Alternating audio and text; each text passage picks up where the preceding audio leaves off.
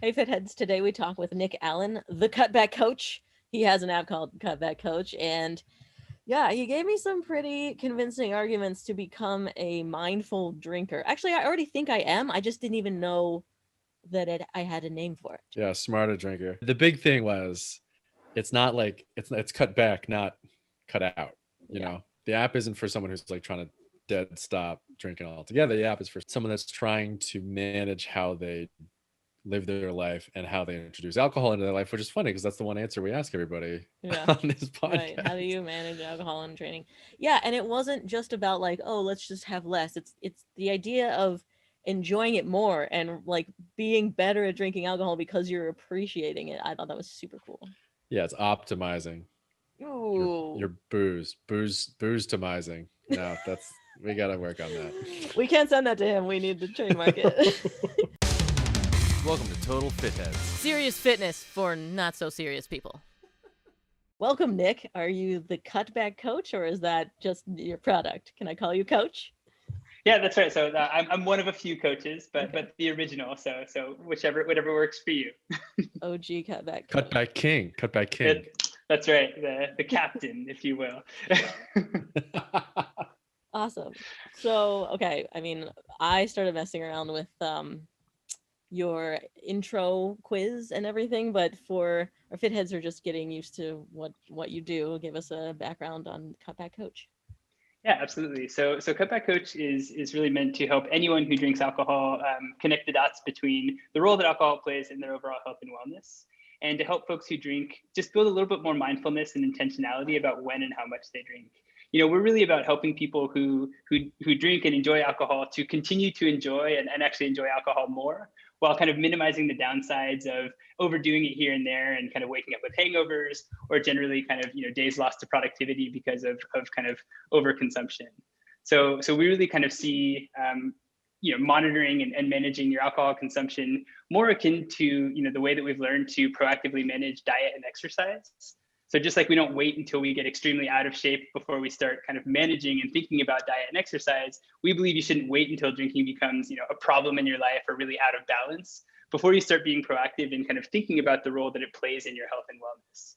And so it turns out that kind of small changes to your drinking habits can actually have a really large and profound impact on the way that you feel, the way that you look, and generally kind of your mental and physical well-being. And so that's what we're really here to do, to make a category that isn't so based in kind of this kind of stigma, or that's that you don't really talk about, but to bring alcohol into its place in our overall health and wellness, basically. Yeah, Max and I only have one question that we make sure to ask every guest, and it is, how do you incorporate alcohol in your training? And correct me if I'm wrong, Max. That started because we were thinking that everyone we see on the fitness industry is like, no, you can never drink, and if you have one sip, your testosterone drops, and you will turn into a skinny little skeleton or whatever. Yeah. Yeah, totally. And the fact is, there's a lot of kind of this camp of all or nothing when it comes to alcohol, where, either you're kind of a problem drinker who needs to quit drinking entirely, or, if you have a little bit, it's going to totally blow up your fitness routine, or you're like totally healthy and you don't need any help at all. And the fact is, myself and many others like me fall into much more of a gray area of, wanting to continue to enjoy drinking and cutting it out entirely not being realistic, and yet having opportunities to make improvements in terms of the role that it plays in our fitness and our wellness. So yeah, I think it's kind of funny.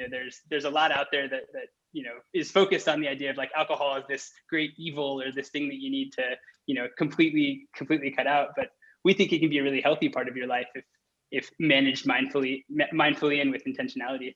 Hmm. You mentioned a couple of small tweaks that go a long way. Can you give us hit us with some examples? Yeah, definitely. So, I mean, a few things that we focus on with our members are introducing at least a few dry days into the week. So there are a lot of us who, basically aren't intense drinkers, but are pretty frequent drinkers in terms of, having 1 or 2 glasses of wine every single day, or at least most days of the week. And so just introducing a couple dry days into the week, there's some science that says basically 3 consecutive dry days each week gives you your body and your liver just some room to kind of recover and reset. So we focus a lot on, not having it be an everyday thing as kind of one, pretty quick win. And then the other thing that we think about is helping folks cut out those last drinks at the end of the night as you're approaching bedtime and as you're kind of starting to wind down. It turns out that having a little bit of a that's right. It turns out that having a little bit of a break between the last drink and when you go to sleep has been shown to improve your sleep quality and kind of reduce the impact that alcohol can have on your REM cycles and just kind of the quality of sleep that you have. So those are a couple areas that we focus on. And then generally, we try to help our members kind of listen to their bodies and cut out the ones that you don't really want that end up contributing to the hangovers as well, right? So once you've had 3, it turns out that 4th glass of wine or that 5th glass of wine doesn't actually contribute much to your utility and your enjoyment of the drinking and of kind of that session, but does have an outsized impact on how you feel the next day. And so we focus on mindfulness in that way, which is taking a pause between each drink to feel where you are, rather than kind of needing to chase the next one to kind of improve the experience even more. There's definitely a diminishing return there, and just with a little bit of behavioral psychology and intentionality, it becomes pretty easy to kind of pull those ones out, and those have the really big impact on how you feel. Yeah, the 3rd one's tough. But if you get over the hump of the 4th one, that 5th one, that's the one that really. Yeah, it does get tougher. I mean, this is one of those things where it gets harder and harder to kind of stay mindful the further along in a drinking that you get. So we're definitely conscious of that, and we don't judge, right? It's we're not here to make you feel bad about your drinking or to give you a big red X if you miss your target on a day or something along those lines. It's really about making a conscious choice. And sometimes that choice is to have that 5th glass of wine, and that's okay. But other times, if it's a random Tuesday and you're just sitting on the couch watching TV, like probably, ones that you don't necessarily need and that you're not going to feel great about the next day. And those are the ones that we help you to target really on your own terms. Well, then, are you saying a couple of dry days in a row go a long way? Are you suggesting we all binge drink super hard one time? Yeah, just instead of 1 a night, you have 7 on Sunday. Stack them all up, right? Not exactly. So the guidelines, the guidelines that come down from the National Institutes of Health, among other kind of health organizations, are generally both kind of total consumption over the course of the week, and then also the intensity with which you consume on a specific day.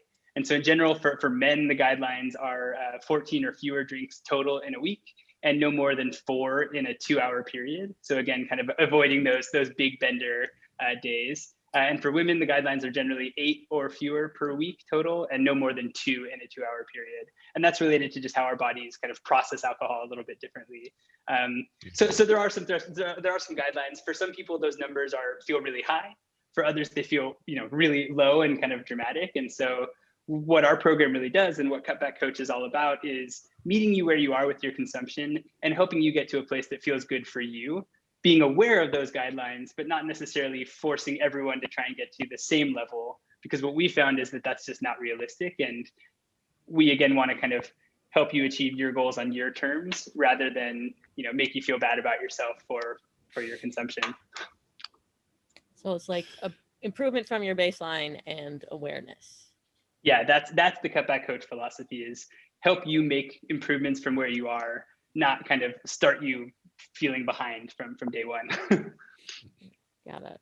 Yeah, like we were talking about the behavioral psychology and then like making decisions while you're drunk. I'm always like, oh, it's fine because I can fit a beer into my tracking, right? So I can drink and be fit, except your intake quiz touched on drunchies, and that is something that people don't take into account. But like, yeah, sure, you could fit a beer into your meal, but then like the more you have, the more you're gonna like eat poorly. Yeah, and the less likely it is that you'll work out the next day if you've had that kind of last one. And so there are all these kind of ancillary benefits of being a little bit more mindful with you drinking, or with your drinking, and that's really what Cutback Coaches kind of also helps people to visualize. There's the immediate calorie savings and the kind of improved likelihood to actually get out and be active if you're not waking up feeling kind of bleary and headachy. Not to mention the money saved, the sleep quality improvements. The benefits are pretty massive, and that's why the Cutback Coach system is really focused on helping you contextualize alcohol in the context of your overall health, rather than kind of just being a service to help you fix your drinking, right? We're more focused on the people that don't consider themselves problem drinkers, but are interested in ways to optimize their performance. And it turns out that alcohol is a great keystone habit to, improve your overall, your life, basically. And those people, like, you're not converting them, you're just sort of finding that audience, or do you have some sort of strategy to like bring this to the public, like me and Max, that aren't thinking about it yet but should be? Yeah, that's really our goal. So, we believe that, as I mentioned, we believe that alcohol should be as common and socially accepted as tracking calories and steps as a component of our health and wellness routines.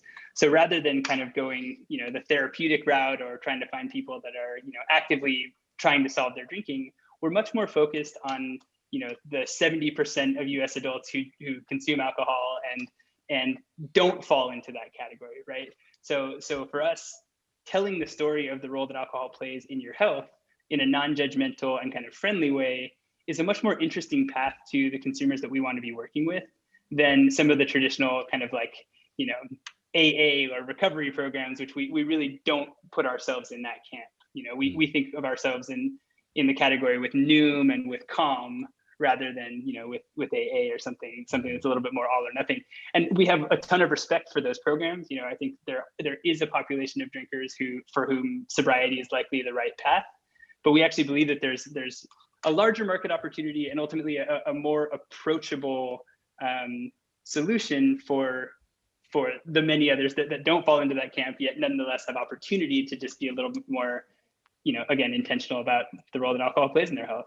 So this is the strategy ultimately, is kind of talking with folks like you who are speaking to a general kind of health audience and not and helping to understand alcohol in the context of diet, fitness, sleep, and kind of general performance. Yeah, the most convincing cutback argument for me is watching my HRV. I don't know if you track anything. I kind of do. Yeah, right. Seeing that big old red poor recovery after my beers is, yeah, it's convincing. Do you tie in at all to those type of metrics, or is it more like subjective feeling? Yeah, so we don't today, but we do think, we're still pretty early days, but we do think that there's a huge opportunity in kind of tying into that kind of quantified self picture in general. Mm-hmm. We believe that, Cutback Coach will be a tool alongside, your Fitbits and your Whoops and your Oura Rings and all of these other kind of passive trackers. So what I think those trackers do really well is help to kind of quantify the physiological impact of consumption, but they don't necessarily provide structure in terms of how to make changes to areas like drinking, which for a lot of people, there are kind of psychological and ingrained habits that are difficult to change. And so I think there's one piece of this, which is kind of visualizing the quantified impact. And for some people who are kind of, very motivated and or have a high degree of kind of self-discipline, just seeing that data as it flips a switch in their head. They're like, okay, I need to like stop drinking because it's having this impact on my glucose levels or on my, HRV, et cetera. Right.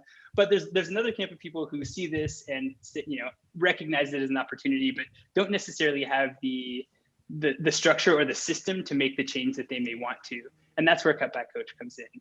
So we provide a kind of a structured system for planning and tracking that ultimately helps you to create goals for yourself and then also keep accountable to them. So, I'm a big fan of James Clear and the Atomic Habits book. And a lot of what he talks about is kind of the small act of tracking as a way to kind of build mindfulness, but then also the fact that you don't rise to the level of goals, but you fail to the quality of your system, right? To paraphrase his quote. And so we provide the system to help you reach your goals rather than just kind of a pure goal orientation or a pure visualization of kind of the quantification of the impact that it has on your body, basically. Okay. Yeah. So it is the step that people need when, just seeing that number is either not motivating enough, or then you don't know what to do about it the next morning when your devices are mad at you. Yeah, and it turns out that that's totally okay, right? It's like there's no shame in not kind of, not really knowing where to start with changing your drinking habits. It's societally ingrained, it's personally ingrained for a lot of people, it's socially ingrained, and a little bit of help doesn't make you, a problem drinker, right? It just makes you someone who cares about your health and who wants to be proactive in managing, this area that for many people is kind of an overlooked part of your overall health picture. So Cutback Coach is here to kind of help to bring that into the forefront in the place that we believe it should be in our kind of proactive and societal conversation around, health, basically. It sounds like a big part of this it sounds like a big part of this is being able to sort of get your work done the next day, or to think of the following day and like, what do I want to do tomorrow? Will that one extra drink keep me from doing that? What do you say to somebody who like has the perfect hangover cure? Or is there not one? Well, first of all, I don't think there is one, and there are kind of more of these like panacea, like drink this shot or whatever, and you'll feel totally fine the next day. And like in a lot of ways, those are kind of patch solutions that I think maybe address the symptoms more than the root causes a little bit. And again, no knock on them, but I think for a lot of folks, it's the lifestyle is the area that there's an opportunity to make a long-term change. It's not unlike, in my mind, some of the like Whole30s or really intense crash diets that for a lot of people, they take these pills or they kind of go on these, short extreme diets, and without the structure and without kind of changing their lifestyles, immediately at the end of those programs, you end up seeing a lot of folks revert back to their norms. And so with Cutback Coach, we think it's very similar, where you may take a dry month, or you may take a hangover cure that makes you feel better, but without structure and without a focus on the underlying habits, it's difficult to kind of keep those habits. And so we believe that we can be a utility that you use for life, right? That kind of sticks with you and helps you modulate your drinking for the long term, rather than being akin to kind of one of these fad diets or miracle cure type things. Yeah, dry month does seem like a hangover cure. Isn't that funny? That's true. It's just a month long hang. I have an 11-month drinking. That's right. I had an 11-month drink, and now I'm going to take a dry month, and then I'll be right back to it. That's right. And then when you look at February, for a lot of the folks that, for example, do dry January, it ends up being their biggest drinking month of the year, right? Because they've been saving up their desire to drink for so long that then February hits and it becomes more intense and potentially kind of more destructive ultimately than just having kind of a consistent, moderate and mindful baseline. It's just moderation to the extreme. Yeah, and not even right. That's right. So with your product, I'm texting in like the number of drinks I'm having. It seems like you're focusing on specifically number, right? Versus, I'm saying this because you brought up glucose. There's like a whole industry of healthy alcohols now where it's low sugar and low sulfites. Do you think at all about like the type you're drinking versus just the amount? It's a really good question. So we've started, and this was an intentional decision around the simplicity with which we kind of designed the system. We started with the idea of a generic drink as kind of our core unit of measurement. And the reason that we did that was not to say that all drinks are created equal. Like we know there are way more calories, for example, in a really sweet, sugary cocktail versus, one of these kind of more, health-oriented alcohol categories. But that said, where we see that the opportunity is really in being intentional about the transitions between drinks and about kind of making sure that the act of quantifying your consumption is also creating a pause where you can ask yourself whether or not you want the next one or not. And so for us, then the simplicity of just kind of, you text us a single character, an emoji of a wine glass, and we log that as a glass of wine for you. The simplicity of the tracking, coupled with the importance of the pause rather than the exact ounces that you're pouring or the exact calories, is really kind of what makes the program work. So it's very, very easy to track because you don't have to overthink it and log 16 different aspects of the drink.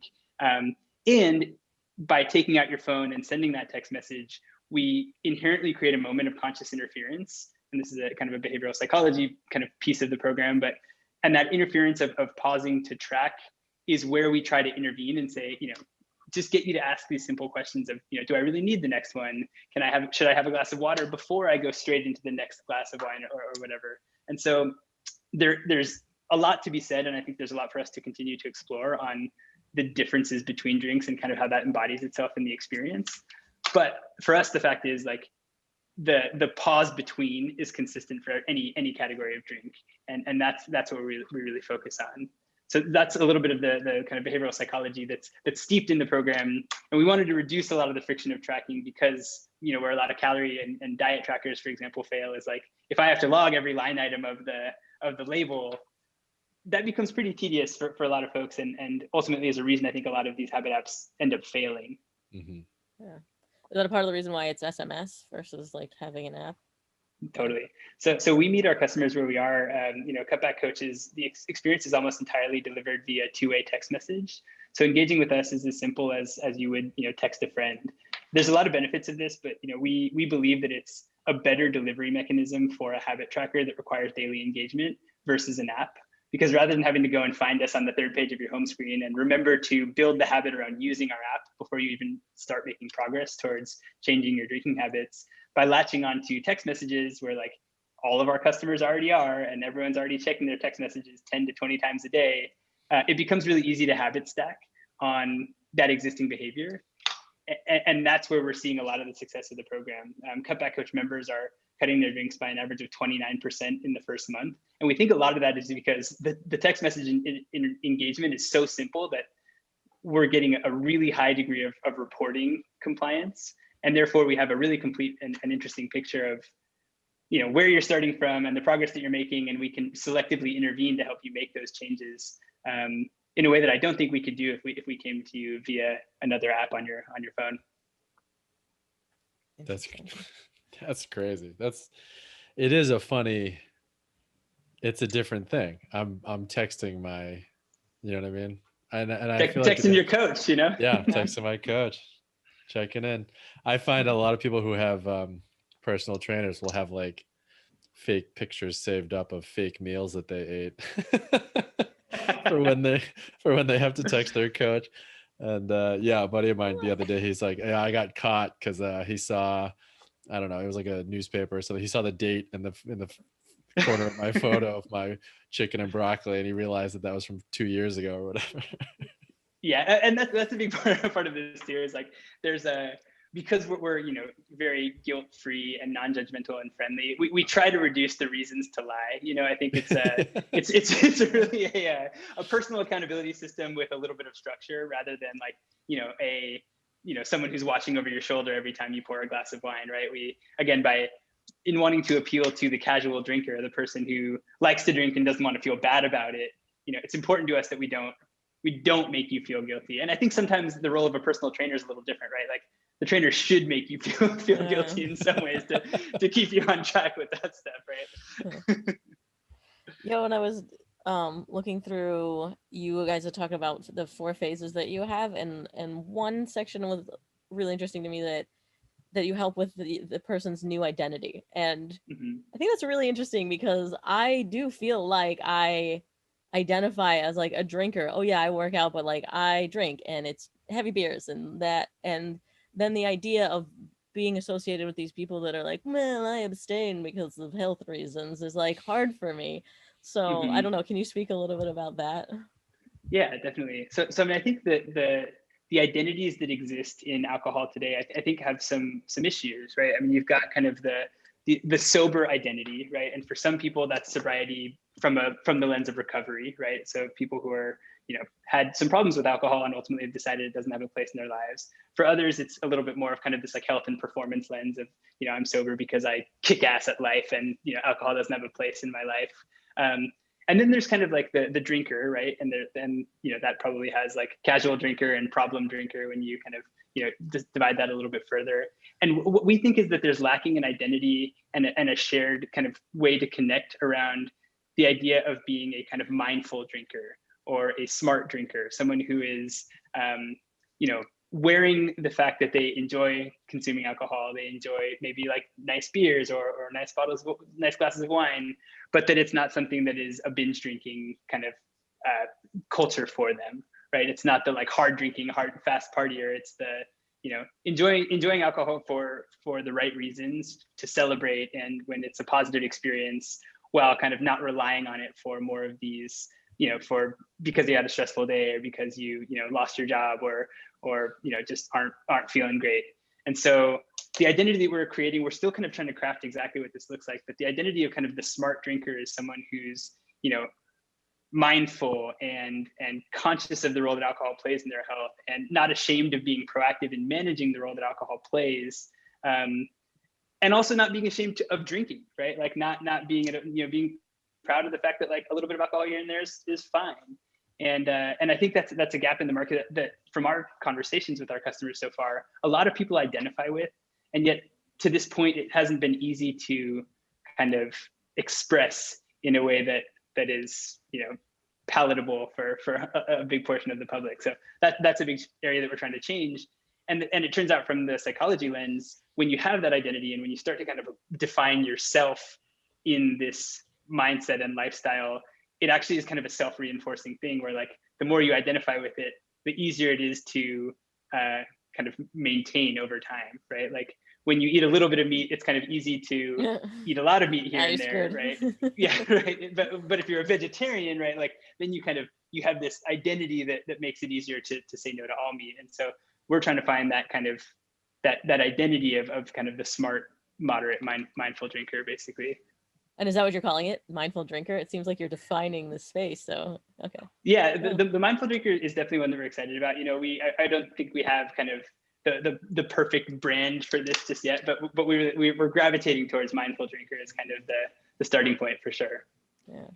It's a good name. I mean, that idea of noting how you're feeling, especially with alcohol, is such a big, I mean, noting how you're feeling is mindfulness. I mean, that's a big thing in life. That's when meditation people talk about that stuff all the time. And so like that's hard to do first thing in the morning over my green tea. You know what I mean? Like, but like applying that to a situation where, you're at sort of a distracting environment, and a chemically distracting environment. It's also a really good approach to it. Do you find people like sort of bring in other stuff in there too? Like, are they drinking glasses of water in addition to that, or are they, how is the reset happening for most people?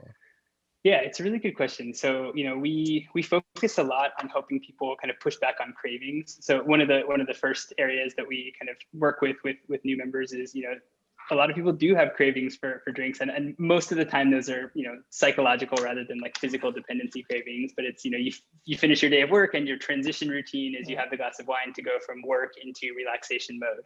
Right. And so we work with our customers to identify those kind of triggers and moments where alcohol becomes front of mind, and then help to replace those with kind of healthier and more mindful routines. And so on dry days, that can be things like taking a walk to kind of, build that transition between work and home. Having a hot cup of tea like really can make a big difference for people.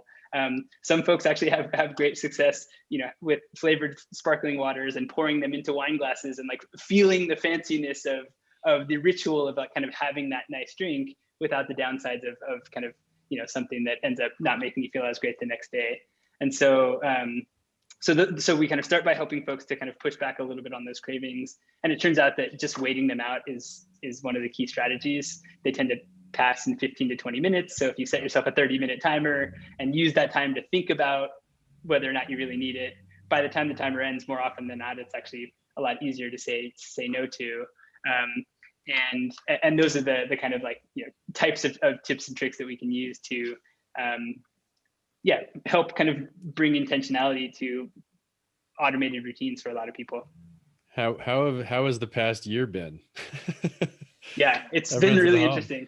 Yeah, exactly. So I started working on this kind of in the immediate lead up to the pandemic. It was kind of solving a problem for myself. I was traveling with my wife, and we just found ourselves drinking a little bit more than we wanted to be. Didn't have a desire to quit entirely, but just wanted to kind of manage alcohol in the way that we did other parts of our health, and basically just found that there wasn't much out there. And so, started working on the system, and then kind of leading up until, the world ended in March, and all of a sudden, we go from kind of bar culture and a lot of the kind of social triggers that end up kind of driving people to drink into boredom as a core trigger for alcohol.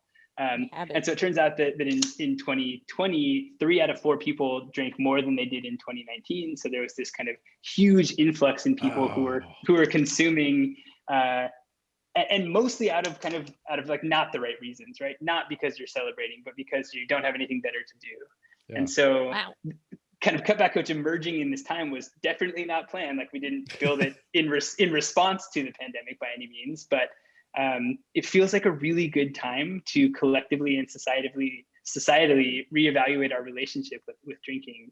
And again, in a non-judgmental way, and in a non like, if you drink, you're not healthy, more just like, here are ways to do it that are maybe more in line with your other goals for kind of, health, wellness, and other parts of your life.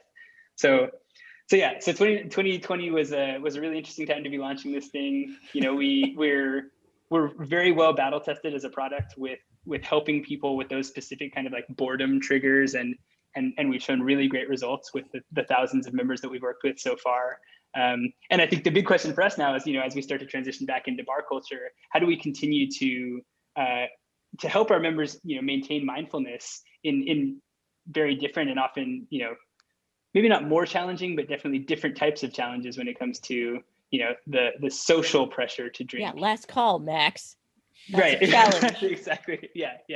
Well, and it's, and again, it goes back to get to the place where you're feeling great and enjoy yourself, but like, don't have the 2 a.m. shot before you go home, right? Like that's the one. The most convincing thing for me to not have that extra drink, or 2 or 3 or 4 even, is that I mean, maybe this is true, maybe it is not. I was told that at 0.08 is the same like euphoric feeling that you will feel any drunker. Like if drunk is a plateau, and like the more you drink, you stay the same in terms of enjoyment. Right. If not actually start to decrease, right? So it's a really interesting thing where you chase it because it starts to feel good, and then it immediately actually like, the diminishing and ultimately negative returns of the next one. And like, just realizing that is a super powerful insight that can help a lot of people make a change, right? Which is like, I'm here and I'm going to sit in the present feeling and not need to chase the next one, right? And then that's why the mindful drinker, I think, becomes a pretty interesting kind of identity, right? Yeah, and Rise, we had the CEO of Rise Science on, who's a sleep tracker, and he was like, yeah, you should just day drink, sober up before you go to bed. Right. Wasted in the morning. Well, but the science is real. I mean, they basically say that like just having that break between your last drink and the time that you actually kind of like lay down makes a big difference. And the longer you can wait, ultimately, the less impact you're going to have on your sleep quality, which is, again, like how alcohol keystones into the like broader picture of your health. So it's just longer. It's not like an hour or 5 minutes. How much of a break are we talking? I don't know that there's like a if 2 hours or more and you're perfect. Yeah. So I don't know if I'm sure it's contingent upon the amount you've consumed, but I think from my understanding of the science, it's generally longer is better than shorter. Yeah. I mean, it's kind of like, the science around drinking in general. There's these guidelines that I talked about before, but there's also just generally consuming a little less is healthier than consuming a little more, right? So no matter where you are on kind of your relationship with alcohol, cutting out some drinks can be a way to improve in general. You're convincing me like my HRV. Well, if you need the structure, that's what Cutback Coach is there for. Like we actually love the quantified folks who are tracking all of their biometrics, and then they'll still come in and say like, yeah, like I've known the impact that alcohol has had for a long time because I would see it happen in my charts. But Cutback is the first system that's actually given me the structure and the accountability that I've needed to change. It's understanding plus system. I think that really is our secret sauce. Very cool. Did you used to get like terrible hangovers? How did this? Yeah, it's definitely, I'm Cutback Coach user number 1 and still an active user for sure. So, I grew up in a household with 2 parents who were actually in recovery from alcohol. They've given me permission to share that. It's a sensitive subject, but they're, very much at peace with it. And basically what that did for me in my kind of early exploration of my own relationship with alcohol was, rather than kind of being really constrictive and my parents like not letting me make the same mistakes that they did, my parents were actually quite open with talking with me about their own relationship with alcohol and the reasons that they decided that it didn't have a place in their lives, while also allowing me to kind of explore and kind of feel out my own path with drinking. And so I've known for a long time that I've had risk factors in my family. And what that's done for me is actually to help me keep alcohol front of mind and kind of put it in its place in my life. And that's not to say, I went to UC Santa Barbara. It's a pretty hard drinking school. I've definitely had my moments of pretty heavy and in reflection, like very unhealthy bouts of drinking. But over the past kind of decade plus at this point, it's been a long journey for me to get my drinking to a place that feels in line with my overall life goals and priorities, while also allowing me to kind of enjoy alcohol here and there and continue to be a connoisseur of wine and kind of, have my weekends with my college buddies and not feel guilty about that. And so I think I've gotten alcohol to a place that's very healthy in my life, but it's been a long journey. And a lot of the mission of Cutback Coach is to kind of share what I've learned through my own personal experimentation and research with the broader population of people like me who, enjoy drinking and don't feel shame in that, yet nonetheless kind of maybe wake up once or twice a month feeling a little, regretful about how much you consumed the night before. And maybe that's enough motivation to, try something out to basically, again, make some small changes that can have this pretty profound and outsized impact on your health and wellness. And that's what Cutback Coach is really, really here to do.